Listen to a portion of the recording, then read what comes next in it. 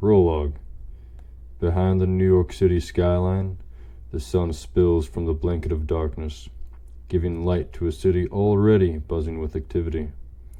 From the top of his apartment complex, Nathan Forster inches closer to the lip of the roof and sets his mug on its 3-foot wall. He smiles as he leans against the brick.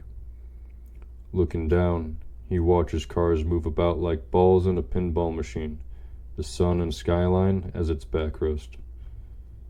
A cool summer breeze blows across the tops of the buildings, sneaking tendrils of cool air into the folds of his bathrobe, prickling his skin. He wraps himself tighter and looks off at a patch of green in the distance. In about an hour, he will be on his routine walk around Central Park. Little nature amidst such a materialistic area can be quite soothing. Inside, he slips a shirt on before a short, high-pitched yelp sounds from the kitchen.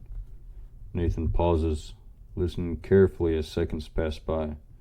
When nothing comes, he makes his way to the door as he tucks his shirt in.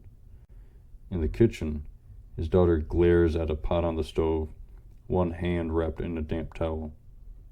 "You know, Claire," Nathan says, chuckling, "it usually works better if you don't grab the hot metal object."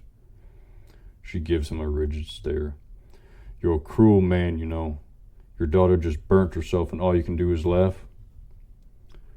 "And I thought I had an intelligent daughter," Nathan counters, smile playing on his lips.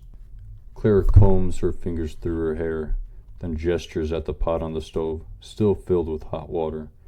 "And I thought I had an intelligent father who picked up after himself." "Have I apologized yet?" "No." "Well, Claire, I'm sorry." Nathan snickers, quick to add, "I like my morning tea." Claire opens her mouth to respond, then closes it as though finding the effort useless. She returns to nursing her wound. Nathan's snicker fades. She grows to look more like her mother every day, just like the others. Nathan shakes himself. He's gone through centuries worth of relationships, and they have all ended the same. But that was the past. This is the present. It will be different. It has to be. As he ponders this idea, his eyes drop to the floor with an expression heavy enough to weigh down the world. He has said this so often the words have lost their meaning. Nothing ever changes. After he collects himself, Nathan returns his attention to Claire with a forced smile. She now has her back to him as she rummages through the refrigerator. Her springy, dark brown hair barely passes her shoulders. A beautiful tan arm, not unlike her mother's, pulls out a gallon of milk. Claire swings the door shut with her foot and reaches for the cupboard in search of a glass. He watches her eyes, deep green but rigid as steel, as they search for the cup she wants. Now that he thinks of it, her gaze has never been anything but rigid, at least around him, something he understands and occasionally deserves. It cannot be easy living without a mother, especially after finding out how she died. In truth, he never wanted to tell her, but she always insisted on knowing. Stubborn. Nathan smiles, just like her.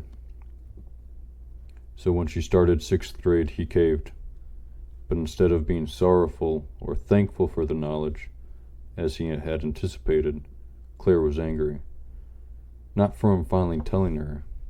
No. It was for not preventing something that could have never been prevented.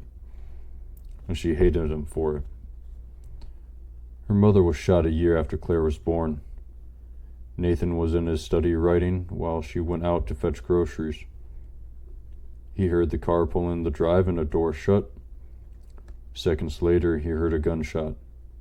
He stumbled over the chair in his rush to get outside, but it did not matter.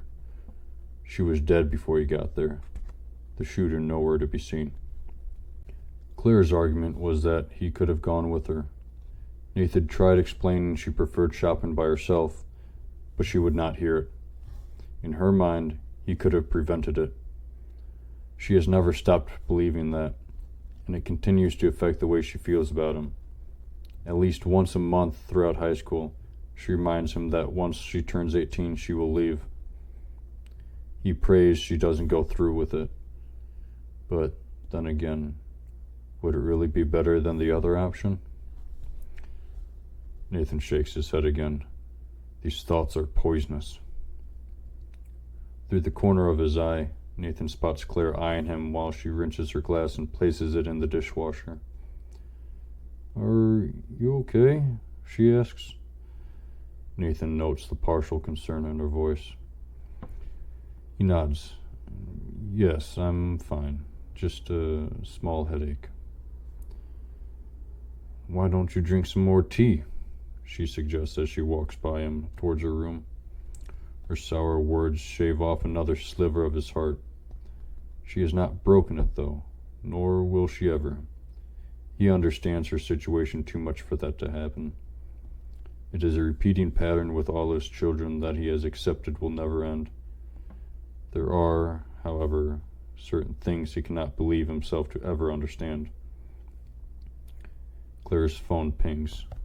She looks at her screen and her mood shifts, something Nathan finds himself dreading every day. He knows that look, that excitement. After a few seconds, their eyes meet. Nathan watches his daughter's eyes shift from relief to annoyance. Before she can utter a word of plea, he tells her, "I'm still going down." He moves towards the apartment door. "You went last time," she calls out. Nathan doesn't stop himself from a short laugh, calling over his shoulder, "And today is a new day." He hears Claire run after him. Halfway down the first flight, she cuts him off, pressing one hand on either wall, determination flaring in her eyes. Exactly. Instead of listening to his daughter, Nathan looks down at her feet with a smirk. "You sure you don't want shoes?" His smirk widens as Claire looks at her feet and back into his eyes, with anger and knowing defeat dancing across hers. She stomps past him and back into the apartment. Add to the mix, Nathan calls after her, "I'll meet you downstairs." Outside, Nathan and Claire stare at each other like they did in the apartment. In the street, 2 Camaro convertibles wait for her, one bright red, the other pure black. 3 kids sit in each one. "Why do you do this?" Claire demands under a whisper. Nathan chuckles. "Because I can." "It doesn't really answer my question," Claire counters. Her father raises an eyebrow. "Well, that is your answer." He glances at the vehicles. You know I do not like you hanging out with them." Claire's expression darkens. "They're my only friends. Without them, I'm stuck here. With you. That is, if you're around." Before he can reply, she jogs over to the cars and hops in the red one behind the driver. He is almost relieved she breaks the conversation. Her words cut deep, leaving him speechless. Mostly because they are true. There are periods when he locks himself away in his office, writing for weeks. If not that, he is in meetings with his publisher, but he does try to be there when he can. She has no idea the number of meetings and end dates he has missed to be there for her when she needs him. "Don't worry, Mr. Forrester," the kid driving the red Camaro calls out with a wave. "We'll be fine." Nathan fakes a smile. The comment does not give him comfort, nor does it comfort him that he knows nothing of these kids. None of them have done anything illegal, at least that Nathan is aware of. But something doesn't sit right, especially the boy that calls out to him. He wears a leather jacket and that stereotypical careless attitude, topped with dark sunglasses.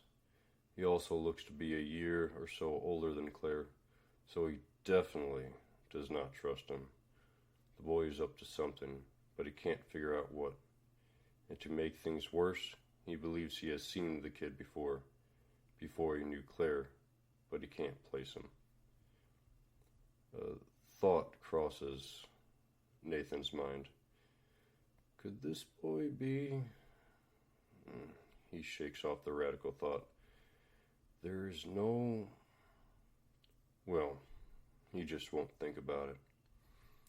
Even if what he thinks is remotely true, he has greater interest in the other 5. As far as he knows, none of them are related, but they always travel together. One of the boys and another of the 3 girls are about Claire's and the driver's age. The rest look to be about a year less than each other, down to the girl of about 14, the one Nathan is most on edge about. Nathan feels a prickling sensation in the back of his mind. Out of habit, he imagines an infinite body of water. A sudden movement and a flash of light catch his attention. His eyes find the girl behind the driver of the black Camaro. The youngest girl, in her rose-red windbreaker, stares at him. His gaze glances over the band on her head, adorned with a small, clear stone, and falls on her eyes. The fear within them washes over Nathan like a waterfall, visibly cascading down her body in shivers. Even as they drive away, the 2 never break eye contact until the cars disappear around a corner. Nathan holds her gaze, long after they have gone, allowing his mind to run rampant. What commanded her to display such a fearful frenzy in her eyes? Did it have anything to do with that nag in the back of his head? No, that can't be possible.